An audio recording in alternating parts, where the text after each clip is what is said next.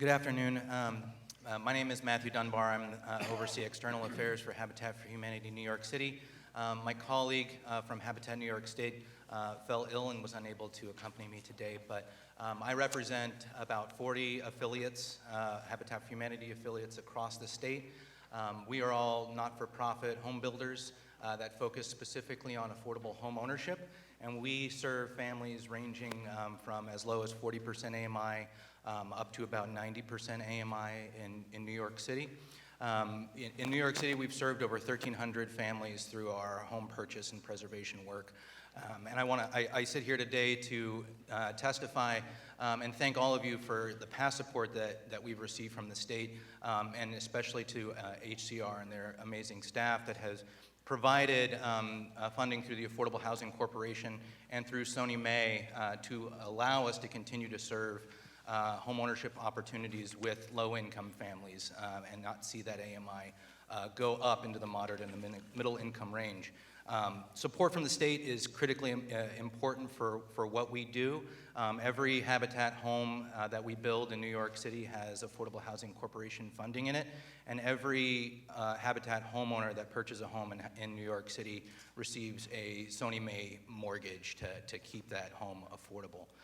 But as was mentioned by the previous panel and some of the previous folks testifying from the coalitions that we're a part of, the Affordable Housing Corporation funding has not kept up with the cost of construction. It was mentioned that the program was started in 1985, funded at a level of $25 million, and has now increased by about 4% to $26 million over those 35 years.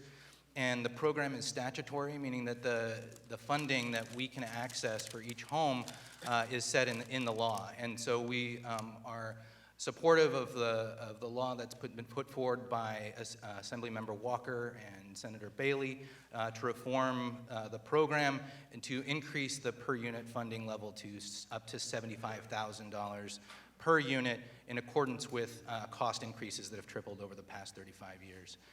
We're supportive of that, and in connection with that increase, we would love to see that legislation incorporated into the budget. But of course, with more money allocated per unit, we need to see the budget right-sized as well. So we stand with the previous members who are asking for a budget right-sizing to see that budget go from $26 million to the $44.2 million in parity with the Housing Trust Fund program. But as we also understand that with increased resources, public resources, there should be increased public benefit. And so the legislation that has been put forward really does emphasize that the larger amounts of funds can be tiered by HCR to ensure that the largest amounts in the highest cost communities are paired with longer terms and deeper levels of affordability. And so we're happy to be a member and a co-founder of Interborough Community Land Trust, which is the first citywide CLT in the city. And we stand with community land trusts across the state to advocate for another bill that is introduced by Senator Montgomery and Assemblymember Maritza Davila that would provide stable and fair taxation for properties on community land trusts. As of right now, none of the properties that are currently on CLTs have any legislation that backs up that the properties that are resale restricted should be taxed at their resale restricted rate and not at market rate. And so as we seek to build more homes, both single family and multifamily cooperatives on community land trusts and utilize greater public resources to do so, we do want to see long-term and permanent affordability. And so we encourage the CLT taxation, fair taxation bill to be incorporated into the budget as well, so that we can see that affordable housing that we build today lasts for generations.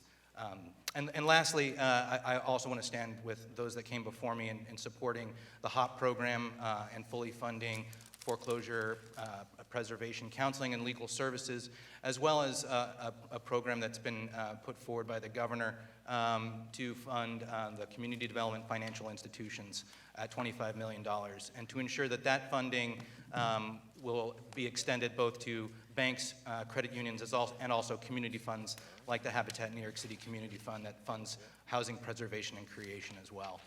So I thank you for all of your time, and I'm happy to take any questions. Assemblyman Blake.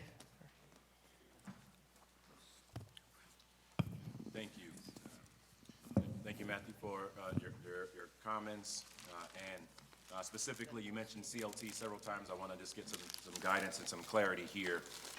First of all, can you convey the efforts of collaborating with community-based housing advocates on the ground, success you're seeing around what could be done there, to partner, of course, with local financial institutions. You talked about testifies, which obviously is a critical element of this. And specifically, how can places like the Bronx and other areas similar to that equally see benefit here? I think a lot of us are trying to figure out how do our community entities actually benefit from this program. Well, thank you for your question.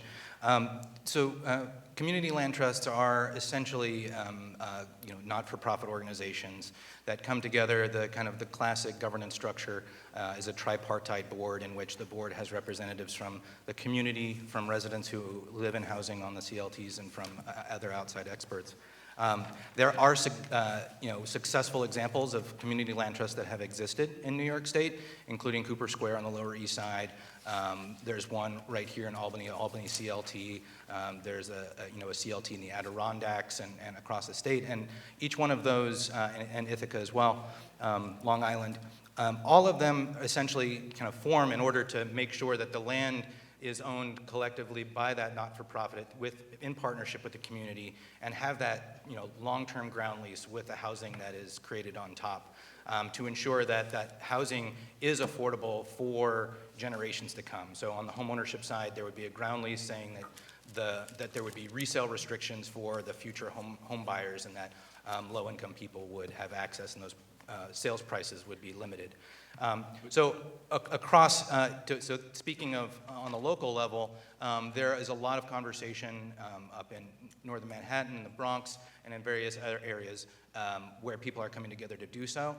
We just need to understand how they will be taxed affordably, and then partner it with existing housing programs to make it successful. So just to be specific, you mentioned examples in other parts of the state. I want to go back concretely. For the areas like the Bronx, how would this work? How is this working? How are you engaging with our local financial institutions, our housing advocates? And is there a track record of success that's happening here that we can then focus in on, specifically within the Bronx and similar areas? Sure. So from my understanding, I don't believe that there are any community land trusts currently incorporated and with housing in the Bronx. The one that's the best example in New York City is Cooper Square on the Lower East Side, where they have, I think, over 350 units within their community land trust. They're all structured as MHA co-ops.